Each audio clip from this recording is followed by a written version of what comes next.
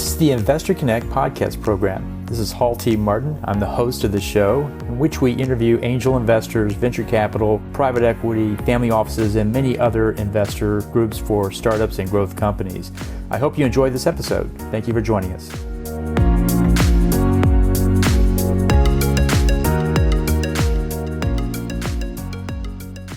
Well, hello, this is Hall Martin with Investor Connect. Today I'm here with Adam Besvinick, founder and managing partner of Looking Glass Capital. Looking Glass Capital is a pre-seed and seed fund that seeks to invest in and support mission-driven founders during the earliest days of company building. Adam, thank you for joining us. Hi, Hall. Thanks for having me. Great. So where are you calling from today? I'm calling in from Westchester County, New York, so just about 40 minutes north of New York City. Great. So tell us more about your background before joining Looking Glass Capital. Yeah, so I've been in venture now full-time for nearly a decade at this point. I spent the first handful of years at a couple other funds, one called Deep Fork, where I was doing pre-seed and seed investing for about 3 years. Then another fund called Anchorage Capital Group, which is about $19 billion hedge fund where I was doing Series A through Series C investing. And I started Looking Glass in 2020. So fund one I raised through most of COVID, started investing out of it in September of 2020, and recently started investing out of and raising the balance of fund two for Looking Glass. Great. So what excites you right now? Right now, the thing that I'm most excited about is the number of high quality entrepreneurs that are still building companies despite what the market looks like. I think the bar for starting a business has certainly never been higher in the 3 years since I've started this firm, and probably never been higher in the 9 to 10 years that I've been in venture full time.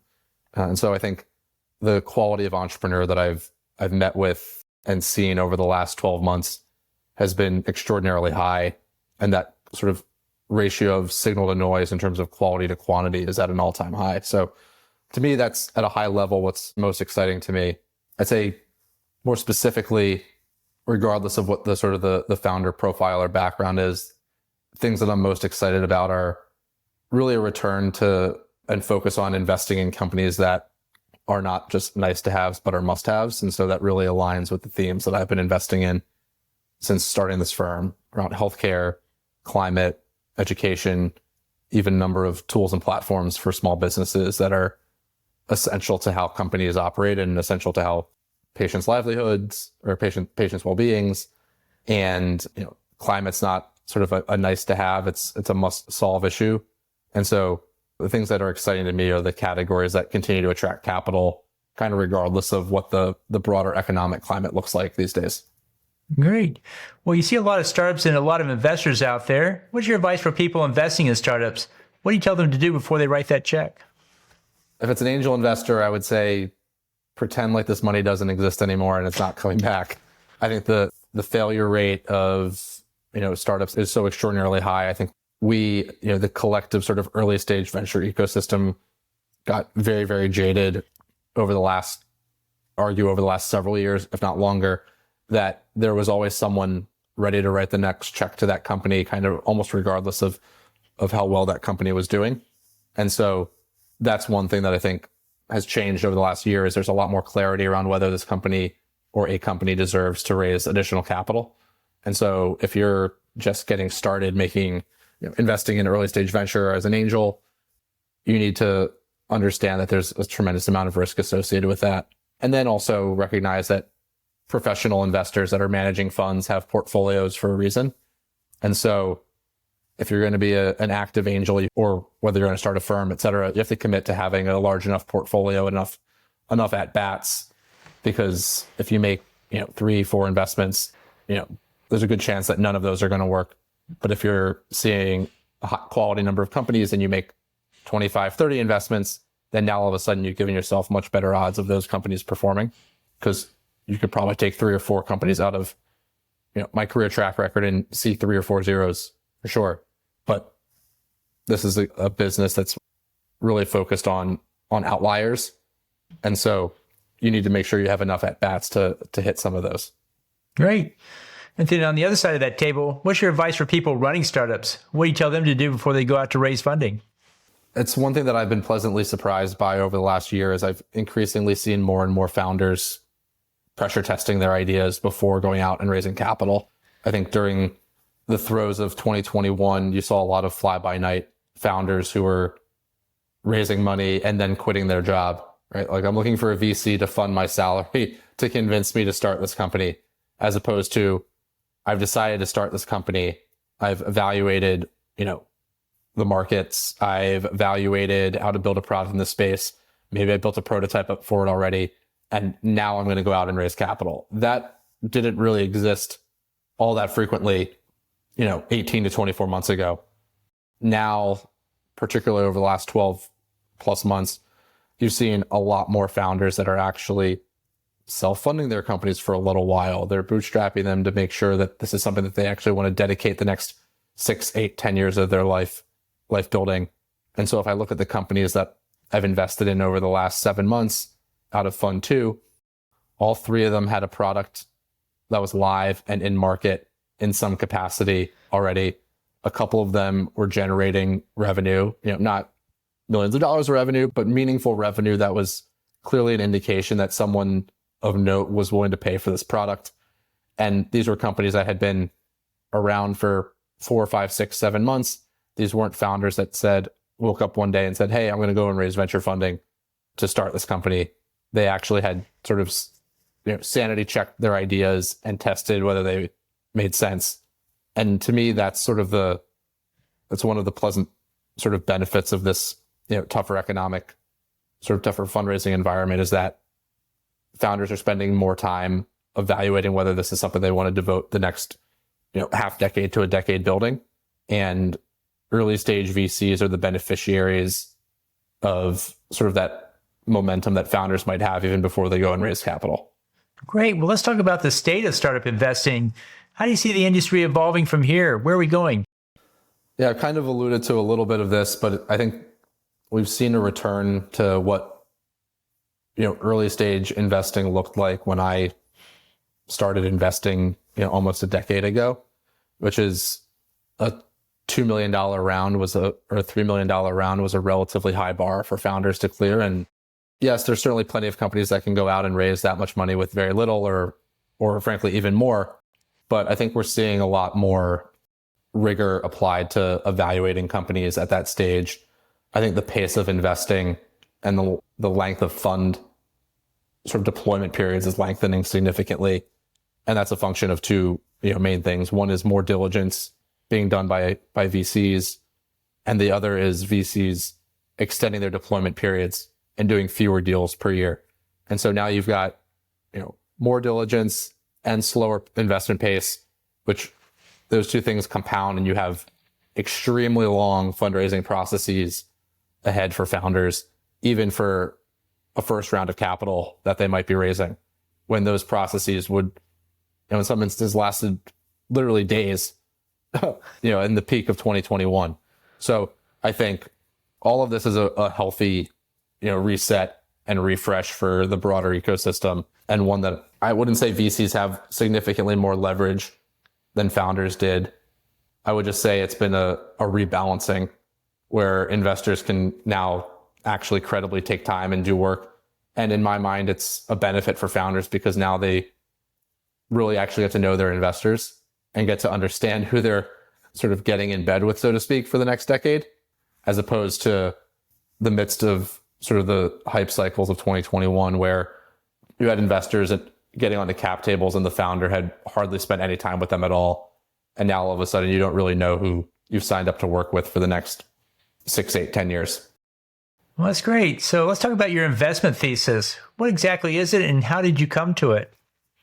So I'm investing in a way that I feel like is differentiated from a lot of other pre-seed funds, which is I want to take a much more institutional approach to pre-seed investing. And for me, that means being much more disciplined around check size and ownership and valuation and portfolio construction. And then that really comes from the institutional experience that I picked up during my time at Anchorage, where I was the sort of weird, exotic, VC investor surrounded by a bunch of public markets and credit investors who were ruthless with portfolio construction and portfolio management and pruning positions and adding to positions and, things you could do with a liquid market. But I got to witness what it meant to be, a truly institutional oriented investor, as opposed to a lot of other, a lot of early stage pre-seed VCs who I would say don't necessarily apply the same level of rigor and diligence to their own processes. And so that's sort of the fundamental sort of strategy that I'm bringing to market. The next piece is that I'm taking a very thematic and sector oriented approach to what I spend time on. So I invest in healthcare, climate, education, and tools and platforms, specifically serving small and medium-sized businesses. And within healthcare, it's largely software and tech-enabled services, either healthcare infrastructure or vertical specialty care for patients. I don't do devices, I don't do life sciences, I don't do biotech or pharma. And then similarly within climate, again, it's all software and software-driven solutions. I'm not investing in things that might look like frontier tech or deep tech and are eons away from commercialization and look more like science projects than near-term revenue-generating businesses. And so really focused on backing, the software opportunities within these spaces that I'm spending time on. And I don't make exceptions for these categories. I don't deviate from these themes. As an individual investor, a single GP, I have no other employees. I'm, working with the portfolio, I'm deploying capital, I'm fundraising. I don't have time, frankly, to be chasing deals in all sorts of other categories. And so I pick these themes, one, because I think I can build a firm for the next 20 years investing in these categories and never have to change them. I think these are categories that are timeless in that way.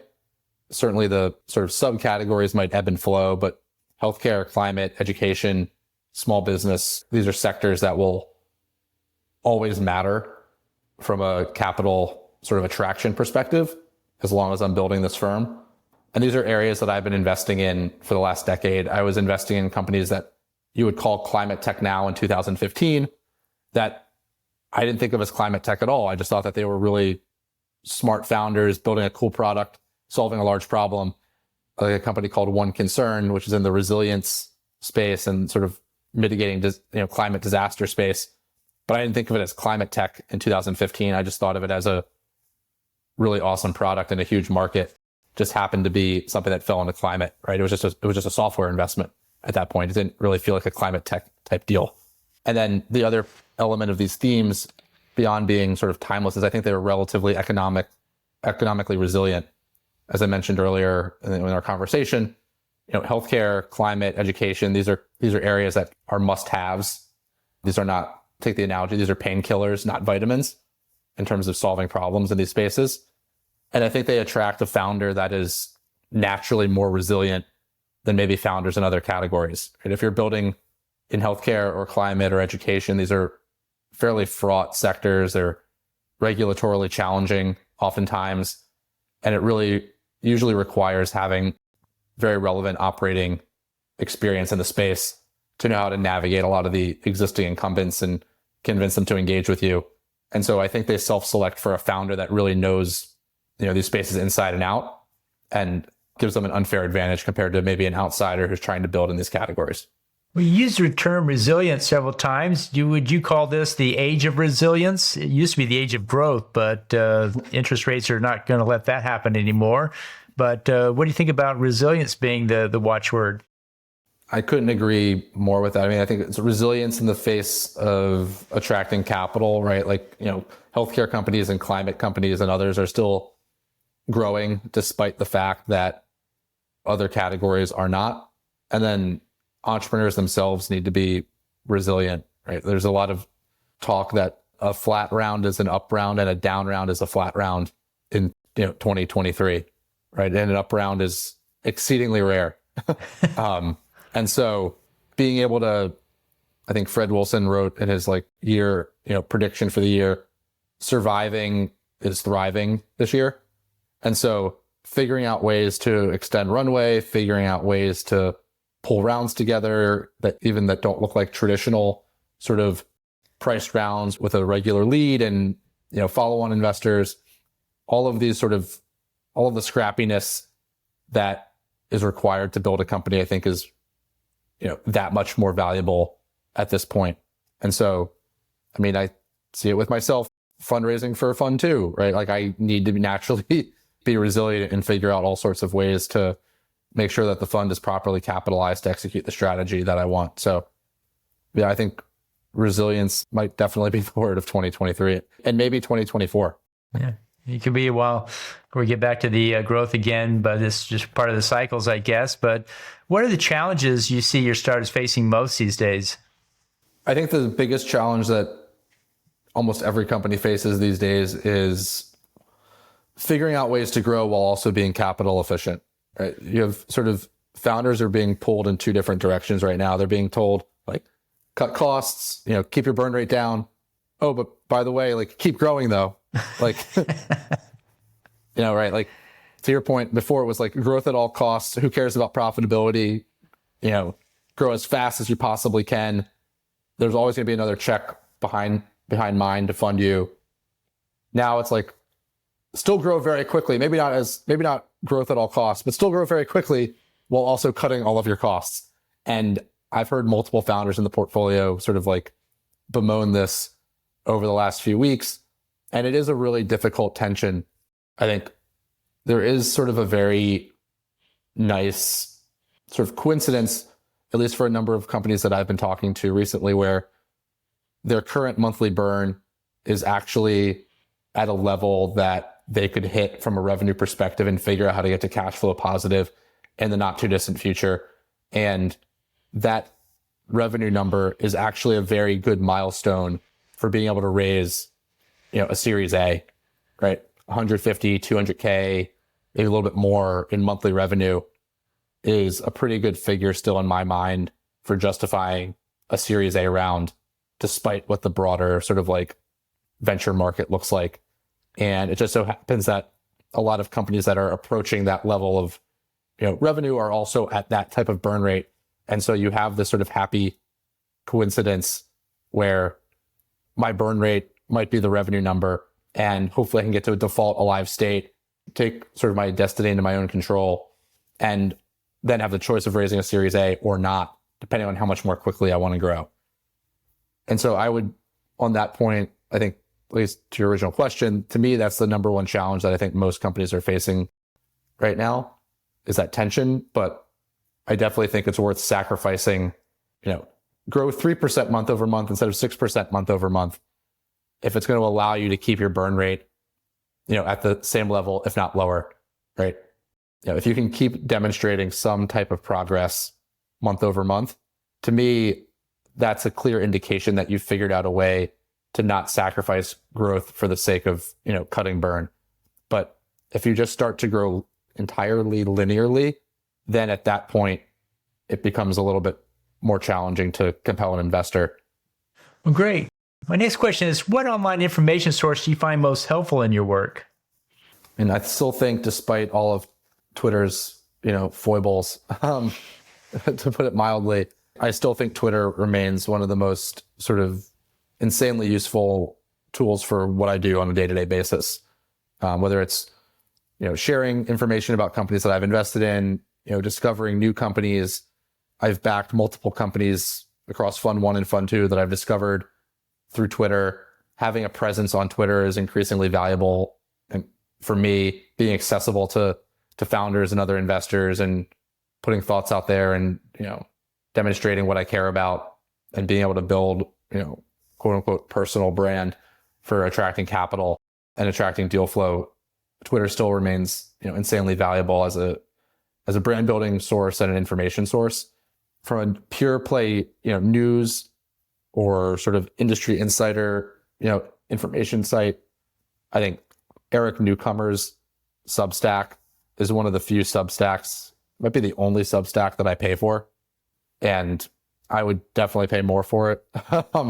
I think Eric has incredible sources. He puts out incredible interviews with really great investors and founders, and has delivered from day one on what he set out to do. And so I would encourage anyone listening to this to subscribe to, it's called the Newcomer Substack, and he does an awesome job with that. Great. Well, in the last few minutes that we have here today, what else should we cover that we haven't? I think I did a great job of sort of running through the gambit of what's on my mind from a venture perspective, both across the categories I'm investing in and the broader landscape.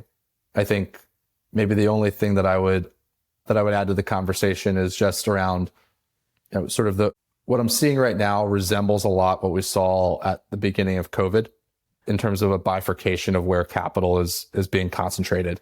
And so I still see pre-seed and seed investing being a place that's attracting lots of investor attention, both pre-seed and seed focused investors and later stage investors who are willing to write a seed check because they get the same amount of ownership that they normally get with putting less capital at risk. And it feels like a call option for them.